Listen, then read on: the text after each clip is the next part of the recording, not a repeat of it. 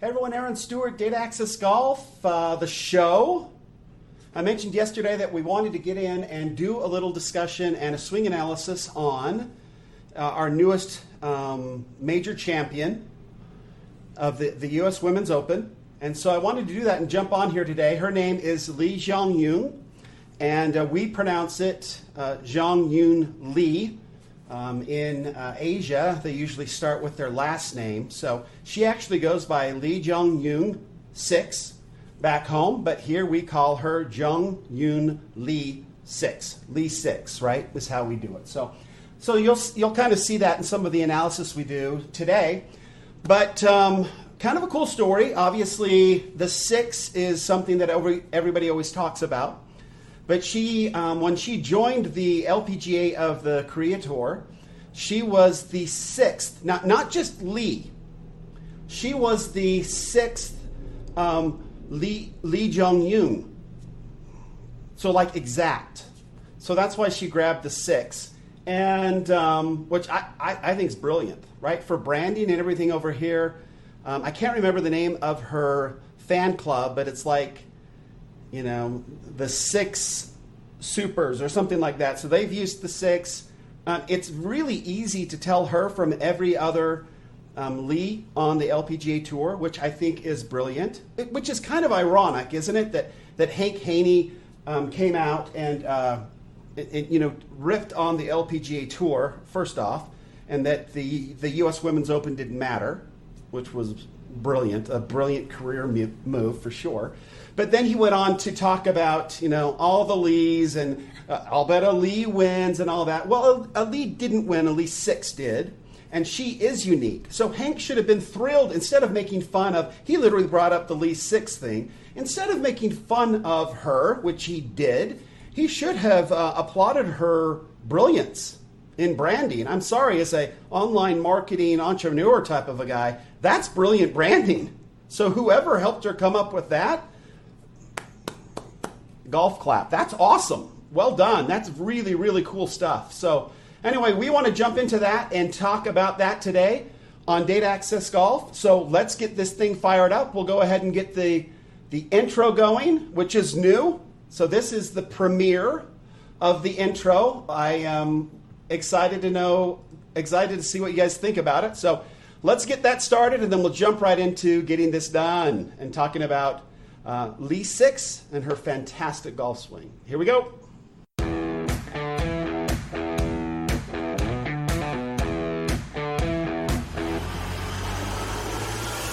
Welcome to Data Access Golf, your home for rapid golf improvement. And now, from the thin air of the Rocky Mountains, next on the number 1 tee, your host, Aaron Stewart. There we go. The new intro, ladies and gentlemen. Love it. Cool.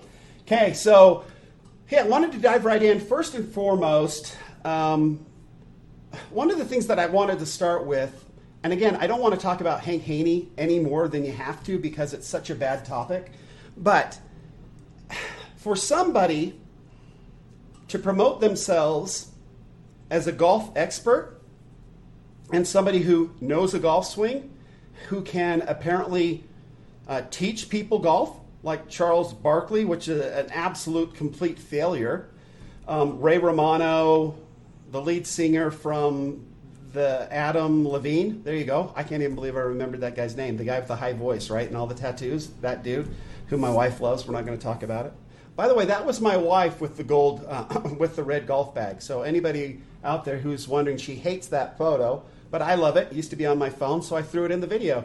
She's mad, but she's learned to forgive me over the years, so she'll have to continue to do that. But anyway, so Hank Haney to go out and rip on the LPGA Tour and to basically dismiss it and then come off and promote himself as some kind of a golf swing expert and not have any idea how these women strike the golf ball is pathetic. If he's not looking at the LPGA's golf swings, then I don't believe that he has all the information that he needs to appropriately and properly teach amateur players. Because I'm sorry, folks, my swing speeds and the swing speeds on the LPGA Tour, almost identical. Very, very close. I mean, I'm telling you right now, Brooks Henderson swings it a lot harder than I do. So it's really good for us. And I try to come up in this analysis and try to show you why it's probably more helpful for us as amateurs to analyze LPGA swings and try to get something from there than going to the PGA Tour and trying to get something from there. Now, there's some amazingly gorgeous, technically perfect golf swings on the PGA Tour, but I would argue there's more on the LPGA Tour. And it's just because they have to get every last little ounce out of their golf swings. They don't have the luxury of massive swing speed to make up for any technical errors in their swing. So they have to be really technically solid. And we'll definitely see Lee6's swing is definitely one to emulate, for sure. Beautiful golf swing. So we'll take a look at that really quick. But before we dive into that, so she was on the Korean Tour. She actually was quite successful there. She won 6 tournaments on the tour there. She came over into, the first time she played in the United States was in the U.S. Women's Open. And it was in 2017. And she finished, can't remember, 5th or 6th. So a pretty good, I think that's right, a pretty good turnout. It was 5th or 6th. Somebody can look that up for us.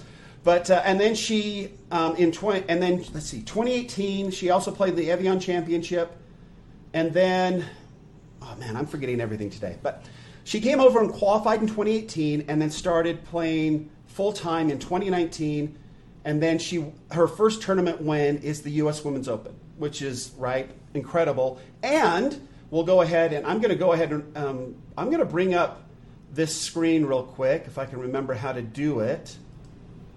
Okay, cool. So I made this up when they win on tour. I sort of, can I make this so it looks better? Oh, let's go the other way.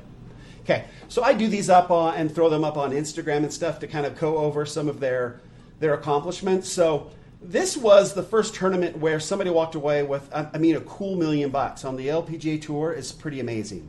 That's something. So she walks away with $1 million. Her average drive was 260 yards for the week.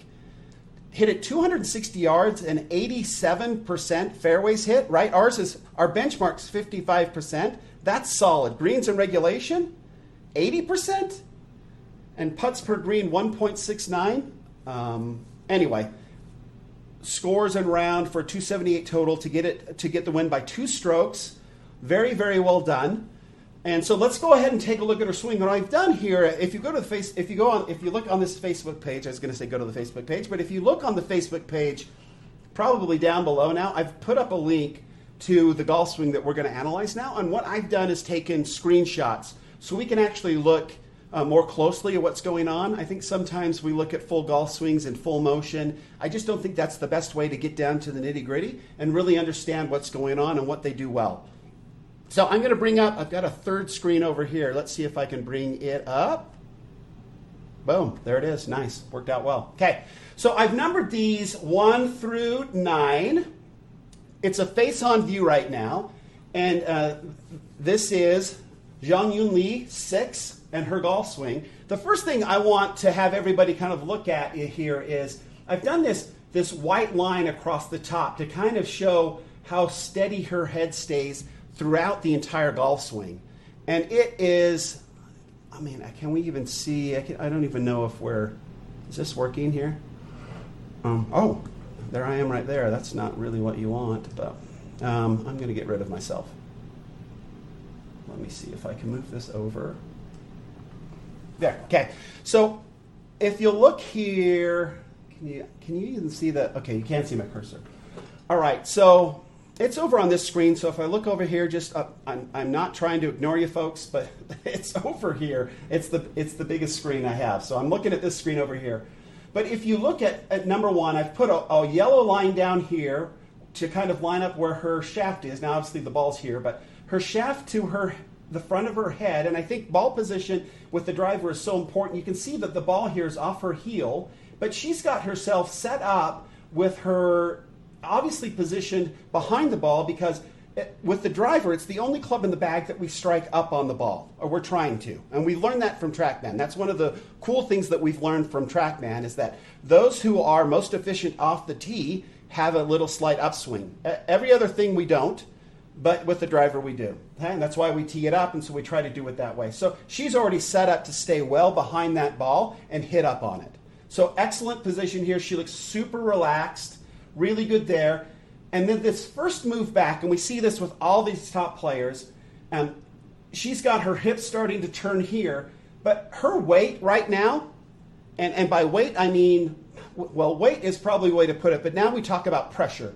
She has got over 95% of her pressure now on that back foot and moving to that back heel, and we've noticed that in the body track mats. You know, I mentioned earlier that we spent some time on that with Fred out in Extraordinary Golf, and we had a ball doing it. It was fantastic to see, to kind of get an understanding, and that's where I kind of learned of what I've really got to work on this summer was the information that we got from Body Track. Thanks, Elliot, if you're watching, for letting us use your Body Track. That was awesome. Okay, so anyway, she's got her pressure back here on her back foot. She's loading up already. It's all back there. Okay, so now she continues to turn. You can see her hips turning. But see where the club is here? Her shoulder turn is basically done at this point. A pretty quick shoulder turn. I mean, she's loaded up, and that shoulder turn's basically done. So you basically kind of see her arms move. Her shoulders go back, not a whole lot. Just her arms basically take it the rest of the way. You can see her grip here. It looks like her wrist is cupped, but when we look down the line, it really isn't. And then it matches her face here. Okay? Really good. Again, if you look at this yellow line in 2, 3, and 4, awesome. I mean, she's loaded up. She's got 95% of her pressure on her back foot, and yet her head and everything is stable right up against that yellow line. It's amazing how stable she is and how structured she is in her golf swing. It's gorgeous, right? And she gets in here as she starts coming down from the top to that first move down. Look, she's got her hips that have they're actually starting to face the target at this point. The club has moved from here to here. Okay, and she is already starting to face the target. Her hips are already gone that far. Okay, that is a big move. Now she's got 95+% of her pressure is now on her front foot. And you can't tell. I think that's the cool thing to remember is we talk about weight shifts and all that, and some of us sort of fight against it because when we look at these top players, it doesn't look like there's any sort of weight shift really going on. It looks like that they're pretty centered. So that's what we've learned in the Body Track. They are not centered. The pressure, where they're putting the pressure from their golf swing literally moves almost over 95% to the back foot. And then on that first move down in number 5, she's already moved 95+% to her front foot of her pressure, right? And it's incredible. And then they keep it there. That's what I don't do is I'll make that move and then I start to drift back. So at impact, I'm like 50-50.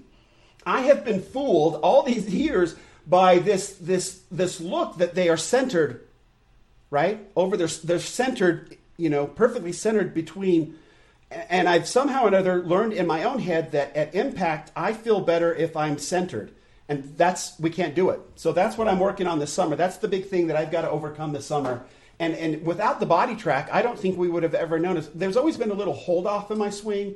You can kind of see that in the video, but we never could figure out what was causing it. Well, I literally shift my pressure back so it's almost exactly 50-50 at impact. And that was so amazing to learn. Again, technology has changed the way we learn golf. We can actually focus on the things that are wrong if we have access to the right technologies. And it's brilliant. It's really cool. Okay, so let's go on back down here. Let's get back to Lee6's golf swing. So right in here to impact, and I've got superimposed here, you can see that this is Dustin Johnson. When I talk about that we should be looking at the LPGA Tour player swings as amateurs, as guys who are amateurs, and also women who are amateurs, it's because that our swings are more similar in catch-up speed. We don't have the swing speed to get away with a lot of mistakes. Like a lot of players out there swing it so much faster than we do on the PGA Tour. So trying to figure out where to release the club or start releasing the club or allowing the club to start releasing, all of that is harder to do when you're watching a swing that has where they can generate so much more speed than we can. Okay, and so that's the issue here.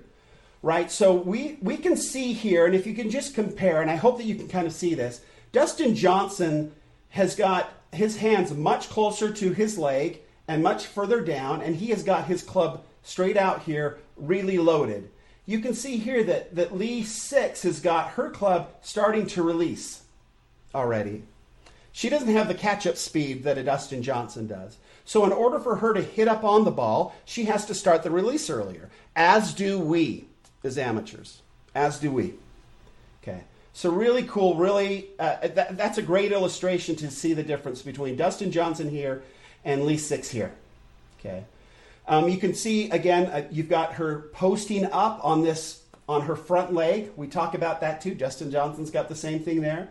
But then she really has got that leg fairly well straight right at impact, which is awesome, right? That is such a cool way to remember how Tiger Woods kind of injured his leg because he snapped it so violently at impact, he literally hurt his knee. Well, you can see where she has gone in smoothly into impact. She straightened it out. You look at her arm and her leg and her club. That front arm, front leg, and her club are all lined up. It's good. So good. So really impressive. Again, look at how she's turned her hips. Literally at impact, her belt buckle is pointing at the target. And she doesn't really go much further. You can kind of see she's got her yardage book in her back pocket. You can still see it there. It hasn't moved a whole lot. And then she finally releases and gets to a very beautiful balanced finish. And then look at her head. Sometimes we see a lot of dropping as they come through, but she does not. I mean, all the way through impact, her head is just resting on that white line. It's right up next to it. The structure in her golf swing, her spine angle, all of that looks so good. She's just, so talented. Really, really cool. A very technically sound, beautiful golf swing. Okay, so let's kind of keep on going. Any questions on that or whatever, throw it down in the comments and we can revisit it. But let's take a look now. Now, this is where it kind of gets a little more interesting as far as I'm concerned. And I forgot one thing. Oh, yeah, her foot. This is really cool. We see a lot of modern day players like a Rory McIlroy. You see like Bubba Watson, Lexi Thompson, some of those folks, Brooke Henderson, they really leap, right? And they use ground forces to generate a lot of power. And you can see here, if you look at Lee6's foot here, and then look at Lee6's foot here, and even at impact, very little movement there. I thought I saw a little bit here in 7 when she was at impact, but man, if she did it at all, what we would see is on the body track mat, even though it doesn't look like anything's going on here, it looks like the foot is flat, that the pressure from that front foot has gone up as she straightened her leg and jumped up. So she is doing that motion, but not so violently that her foot comes off the ground. And so it looks really extraordinary. I mean, she looks very stable through there. But make no doubt, if we stuck her on the body track, she would have very little pressure on that front foot, even though it looks like it's just stayed in the same place. Okay, so that's kind of a cool thing to keep in mind as we look at these. That's kind of a feel to look for when you're hitting golf balls out on the range. It's never something we consciously think about when we're playing golf, right? We stay subconscious, not conscious when we're playing golf. Okay, so now let's look again over here again. Apologize, I'm looking over here, but that's where it is on my screen. Maybe if I moved it a little more there. Okay, again, take a look at her foot here, and then take a look at her foot at impact. Well, you can't really see her front foot, but at impact, I love how her foot kind of comes off the ground a little bit here, right? So she's definitely got all of her pressure on her front foot, but look how consistent that foot stays through 5, 6, 7, and 8. Basically in the same little spot. You can see her starting to turn here, but that's because her hips have gone completely around, and she's had to release to make that happen to a full finish there. So really cool on the foot. Again, when she's got that much in number 5, she's got that much of her foot off the ground, you know that the pressure, all of that pressure is on her front foot. Okay, loaded up there. So she starts back, you can see her loading up, her hips start turning. You can see that pressure being put on that back foot in this loaded up leg. I mean, it is loaded up. And as we talked about before, Well, we didn't talk about before, but so the only little tiny thing that I have a problem with this golf swing that I wouldn't recommend to most of us amateurs because it causes some timing issues, and I didn't get an opportunity to talk to Fred Shoemaker about this, but I will someday. So this little, in 3, I've got a green circle around her club face.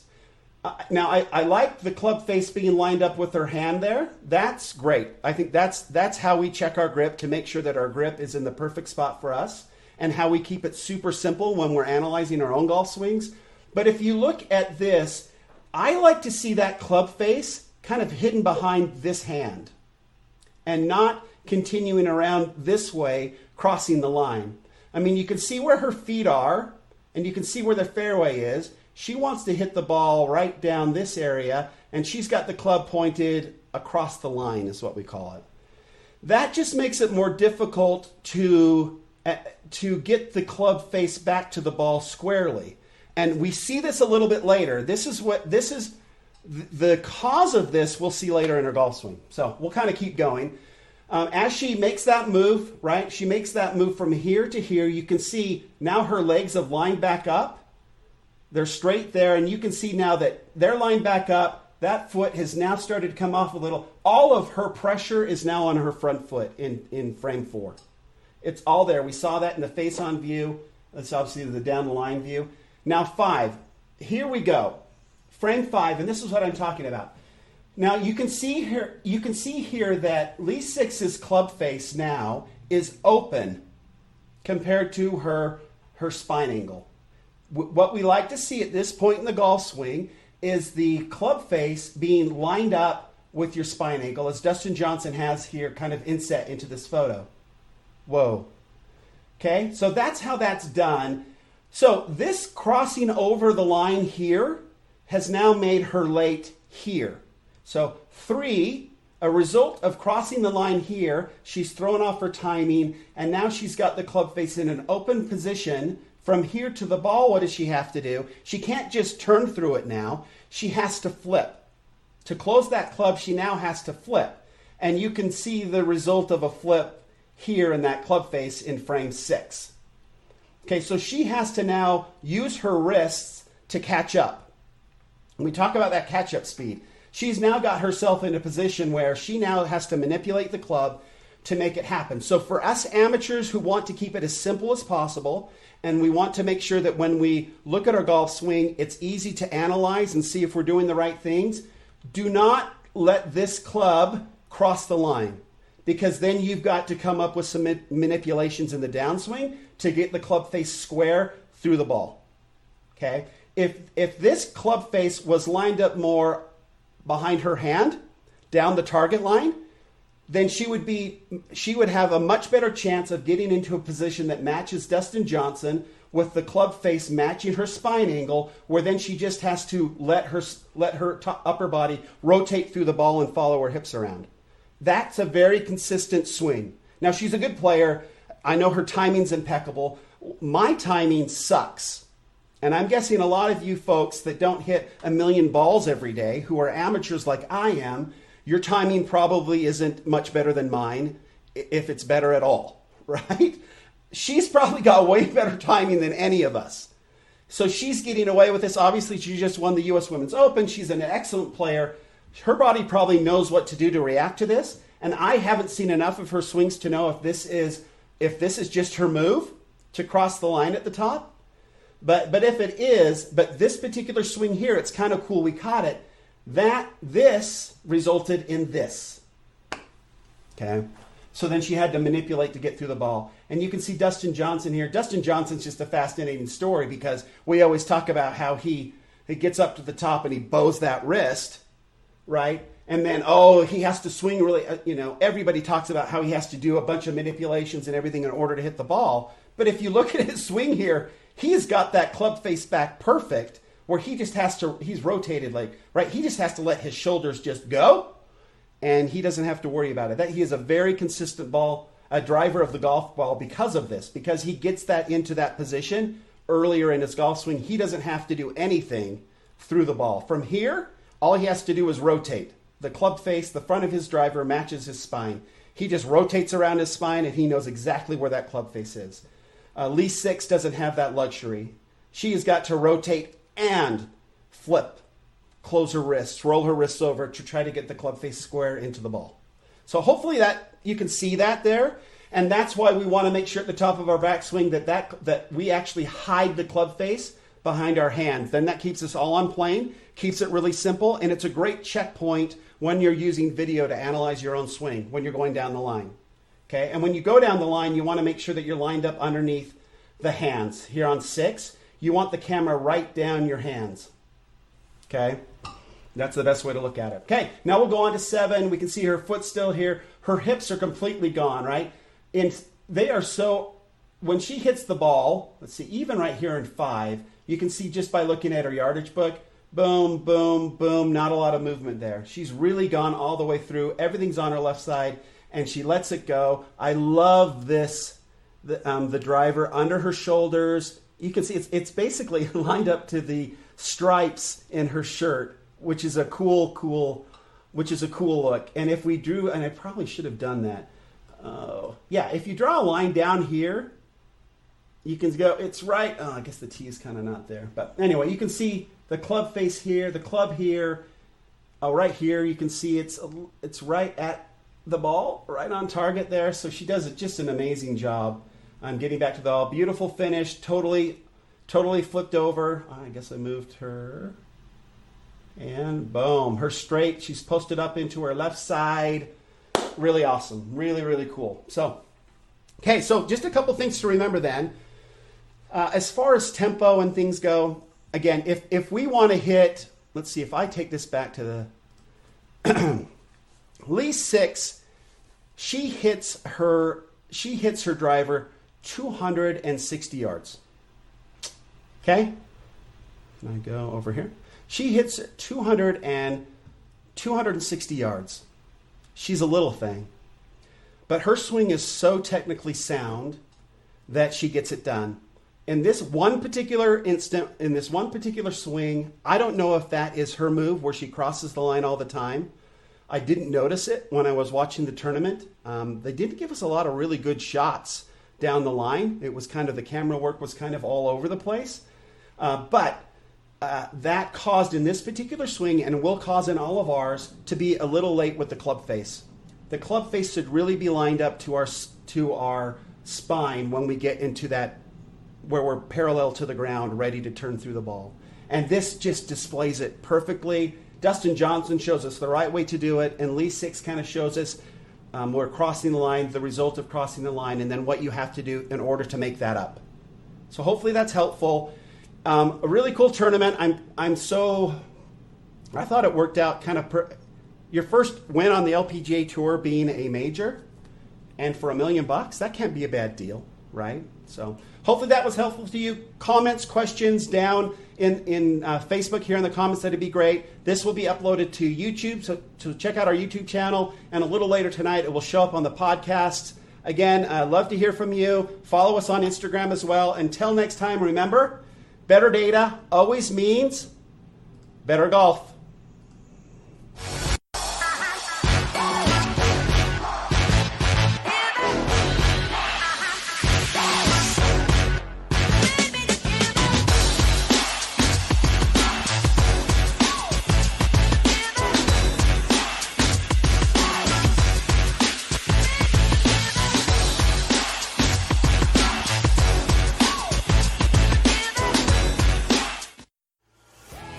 Thanks for listening to Data Access Golf with Aaron Stewart. Check us out online at dataaccessgolf.com, and we'll see you on the next episode.